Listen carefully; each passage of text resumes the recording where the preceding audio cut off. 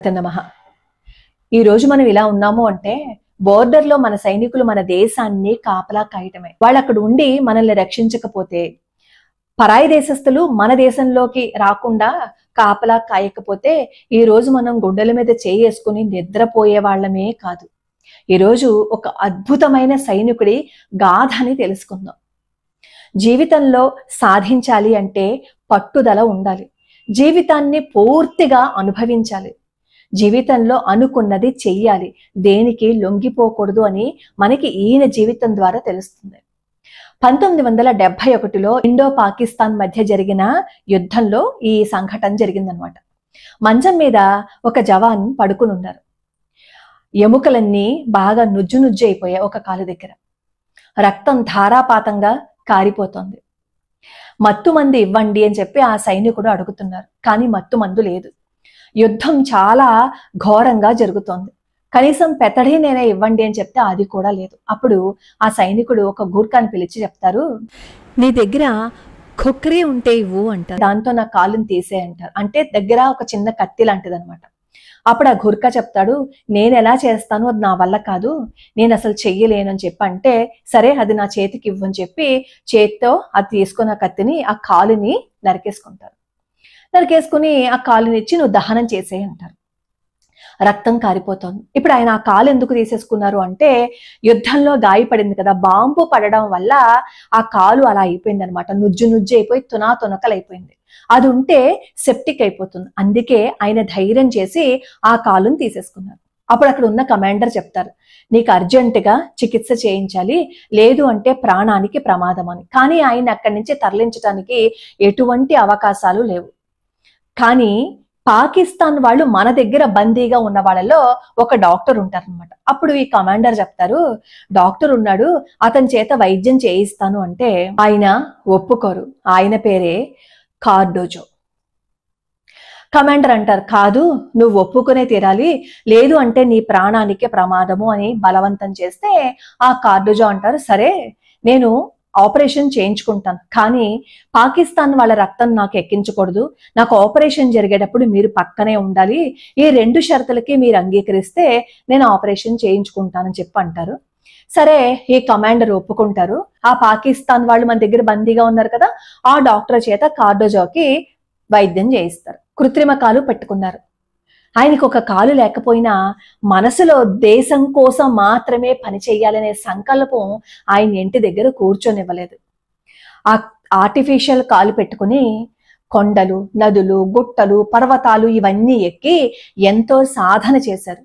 2 కాళ్ళు ఉన్న సైనికుడు ఏ విధంగా అయితే ప్రతి సంఘటనలోనూ ప్రతి విన్యాసంలోనూ పాల్గొంటారో, ఒక కాలు లేకపోయినా సరే ఈ కార్డోజో కూడా అలాగే ఆ విధంగానే ప్రయత్నించి చివరికి ఆయన అనుకున్నది సాధించారు.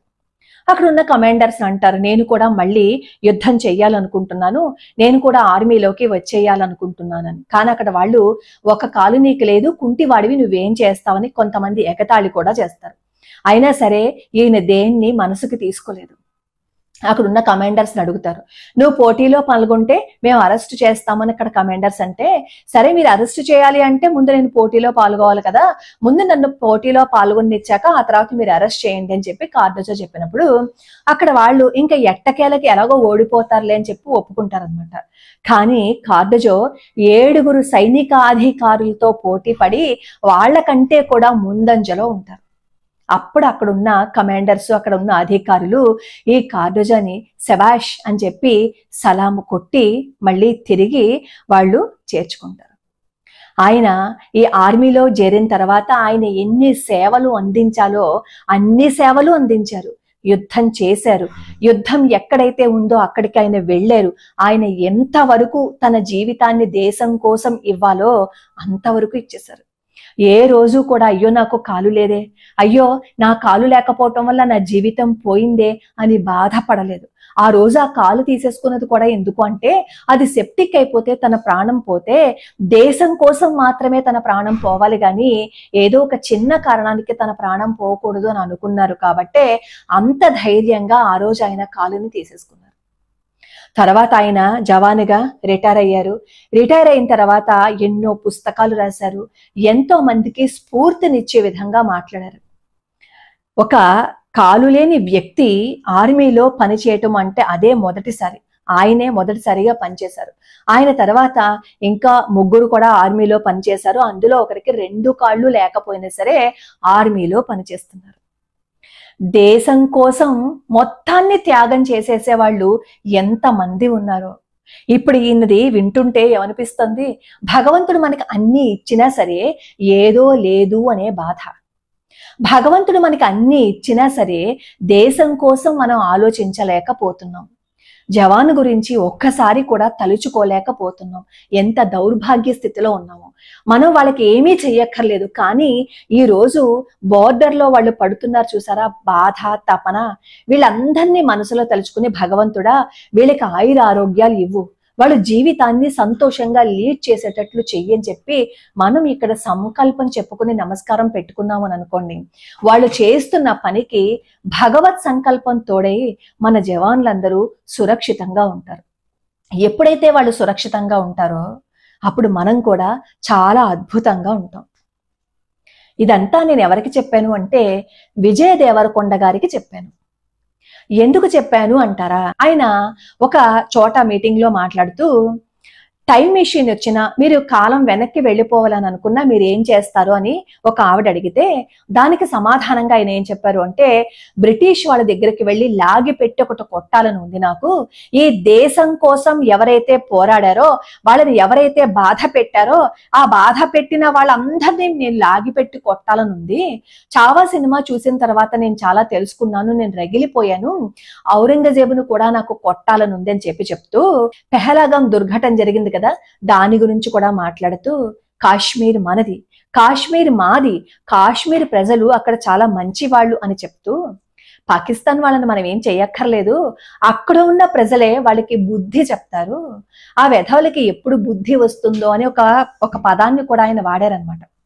అలా మాట్లాడుతూ ఆయన చాలా ఎమోషనల్ గా, చాలా కోపంగా ఆయన చేసిన వ్యాఖ్యలు నాకు చాలా అద్భుతంగా అనిపించాయి. ఆయన సినిమాలను నేను ఎప్పుడూ చూడలేదు, ఆయన సినిమాలు ఎలా ఉంటాయో కూడా నాకు తెలియదు. కానీ నేనేం చెప్తున్నాను అంటే, ఆయన స్పందించారు కాబట్టే నేను ఇప్పుడు ముందు ఈ స్టోరీ చెప్పాను. దేశం కోసం పోరాడే యోధులు ఎంతో మంది ఉన్నారు. మీరు ఎన్నో సినిమాలు తీస్తూ ఉంటారు, అవి మంచివో చెడువో ఎలా ఉంటాయో, సమాజానికి ఎటువంటి మెసేజ్ని ఇస్తాయో కూడా నాకు తెలియదు. కానీ సమాజానికి మెసేజ్ ఇచ్చే ఇలాంటి ఒక్క సినిమా అయినా తీయండి. మీరు 5 సినిమాలు తీస్తే ఆ సినిమాల్లో ఇలాంటి ఒక్క సినిమా ఉందనుకోండి, దేశం కోసం ఎంతమంది ప్రాణాలు వదిలేశారో వాళ్ళందరి గురించి మీకు తెలుస్తుంది. ఇది కూడా నేను ఎందుకు ఇంత స్ట్రాంగ్ గా చెప్తున్నానంటే, వాళ్ళని లాగిపెట్టి కొట్టాలనుంది, నేను లాగిపెట్టి కొడతాను నాకు గనక అక్కడికి వెళ్ళే సమయం వస్తే అని అన్నారు కాబట్టి చెప్పాను. మీరు స్పందించినందుకు చాలా ధన్యవాదాలు. మిగతా వాళ్ళు కూడా ఇలా స్పందిస్తూ మన దేశం కోసం మాట్లాడితే ప్రజలందరూ సంతోషిస్తారు.